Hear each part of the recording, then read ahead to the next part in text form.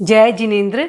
जैन कहानियों में आज जान पाएंगे लोगस के बारे में। जैन साधना पद्धति में लोगस को इतना महत्व क्यों दिया गया है, आइए जानें।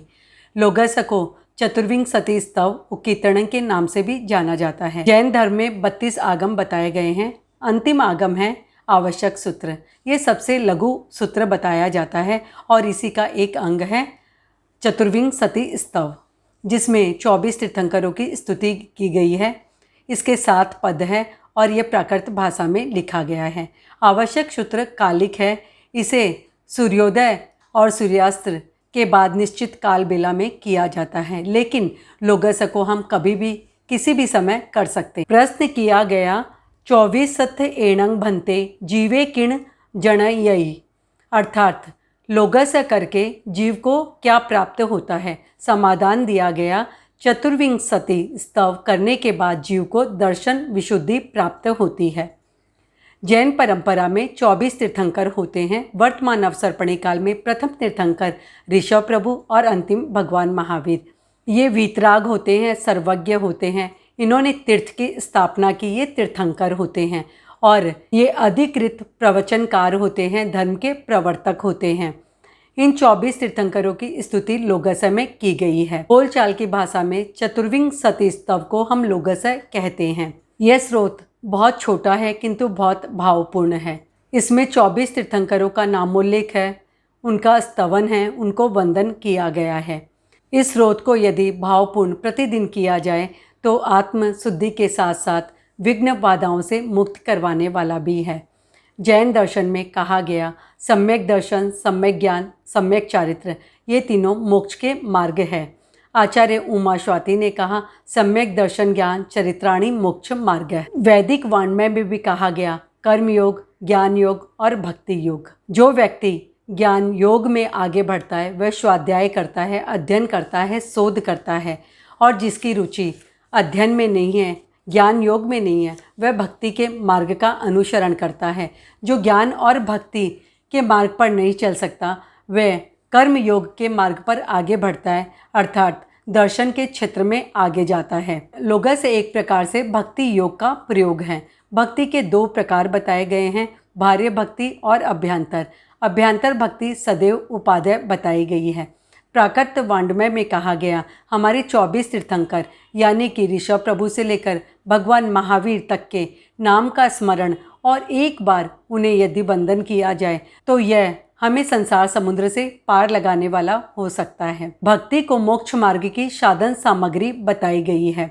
उत्तम भक्ति वह है जो अपने स्वरूप का अनुसंधान करे। वीतराग आत्माओं का स्मरण करने से वीतराग चेतना हमारे में जागृत होती है और हम आत्मस्वरूप का साक्षात्कार कर सकते हैं। यदि भक्ति में शक्ति हो तो वह हमें मुक्ति का मार्ग प्राप्त करवा सकती है। आचार्य श्री तुलसी एक पौराणिक कथा सुनाते हैं भक्ति को लेकर। आइए आपको सुनाती हूँ। एक बार नारद जी के मन में ये होता है कि मैं भगवान के पास जाऊँ और देखूँ कि भगवान की डायरी में उनके भक्तों की लिस्ट में सबसे पहला नाम किसका है। नारद जी पहुंच जाते हैं भगवान के पास और कहते हैं उनसे। भगवान कहते हैं ठीक है, मैं तुम्हें अपनी डायरी दिखा दूंगा, लेकिन उसके पहले तुम मेरा एक काम करो। मेरे पेट में बहुत दर्द है, मुझे किसी भी इंसान का कलेजा ला कर दे दो ताकि मेरा पेट दर्द ठीक हो सके। नारद जी ने भगवान को वंदन किया और धरती लोक पर आ जाते हैं। नारद जी एक मंदिर में पहुँचते हैं जहाँ बहुत से भक्त पूजा आराधना में लगे हुए थे। नारद जी वहाँ प्रकट होते हैं और भगवान की बात सबके सामने रखते हैं। एक एक करके सारे भक्त चले गए, कोई ना कोई कारण देकर। अंत में सिर्फ पुजारी जी बच जाते हैं।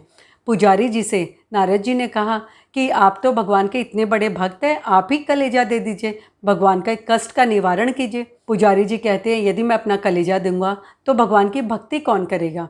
और नारद जी इस तरह परेशान होकर जाने लगते हैं। अंत में वे जंगल से जा रहे थे, तभी एक भील मिलता है। वे नारद जी के दर्शन करता है और कहता है मुनिवर आप बहुत परेशान लग रहे हैं, क्या मैं आपकी कोई सेवा कर सकता हूँ। इस पर नारद जी कहते हैं छोड़ो, जब कोई नहीं कर पाए तो तुम क्या कर पाओगे। फिर भी आग्रह करता है भील, एक बार मुझे बताकर तो देखिए। और नारद जी ने सारी बात बता दी। भील ने कहा बस इतनी सी बात लिया और अपनी छाती को चीरकर कलेजा निकालकर नारद जी के हाथ में रख दिया। नारद जी बड़े प्रसन्न हो जाते हैं, लेकर भगवान के पास पहुँचते हैं। भगवान ने कहा इतनी देर कैसे लगा दी। इस पर नारद जी ने कहा कि क्या करूं, बहुत जगह घूम रहा था, बहुत मुश्किल से कलेजा मिला है। भगवान ने चुटकी लेते हुए धीरे से कहा, क्या तुम्हारे पास कलेजा नहीं था? नारद जी ने कहा, मैं तो ये भूल ही गया भगवान। और उसके बाद अपनी डायरी को दिखाया भगवान ने। पहला नाम था उस भील का। और भक्ति की इस पराकाष्ठा के साथ में यदि लोगस का पाठ करें, 24 तीर्थंकरों की स्तुति करें, तो हमारे आश्रव द्वार बंद हो सकते हैं, कर्मों का निर्जरण हो सकता है, हम मुक्ति के मार्ग में आगे बढ़ सकते हैं। पूर्ण आस्था यदि हमारी 24 तीर्थंकर पर होती है तो हम सम्यक्त की प्राप्ति कर सकते हैं। और सम्यक्त यदि एक बार हमने प्राप्त कर लिया तो मोक्ष का आरक्षण पत्र हमें मिल जाता है। क्यों हमारी साधना पद्धति में लोगस को इतना महत्व दिया गया है, आपने जाना। जय जिनेंद्र। जैन धर्म की रोचक जानकारियों के लिए देखते रहिए जैन कहानियाँ। जिन आज्ञा विरुद्ध कुछ भी कहो तो मिच्छामि दुक्कडम।